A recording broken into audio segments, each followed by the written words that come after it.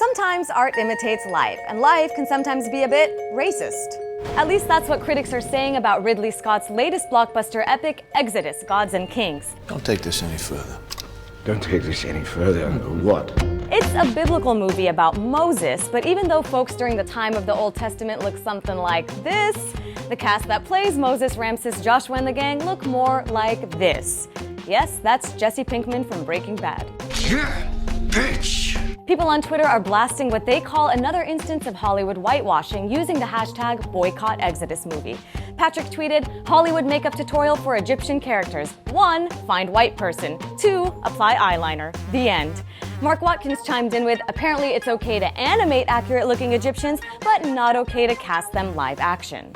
Adding insult to injury for many is that while the filmmakers did manage to cast people of color, it was mostly to play subservient characters. In defense of his casting choices, director Ridley Scott said it came down to money, and if my lead actor is Mohammed so-and-so from such and such, I'm just not going to get it financed. Insensitive? Maybe. But if the aim is to get his film funded and then viewed widely, does he have a point? This time I'm warning you!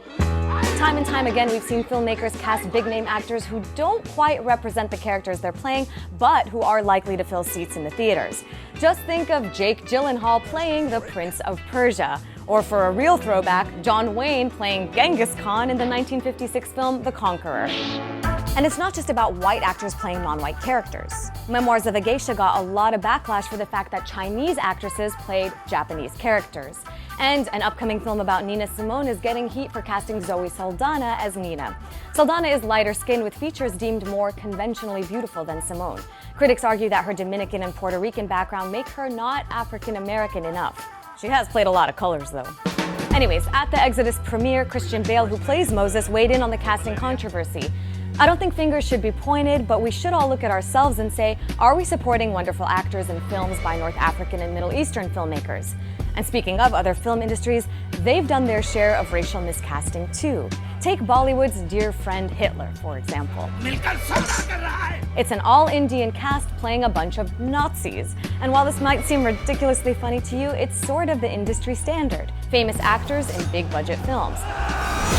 But what do you think is more important? Accurate representation on the big screen, or star-studded movies that are sure to get funded? And what's it gonna take to have both? But it's the political messages fans find in the story that has them obsessed, regardless of where they lie on the political spectrum. To them, The Hunger Games forecasts a dangerous future that may lie ahead.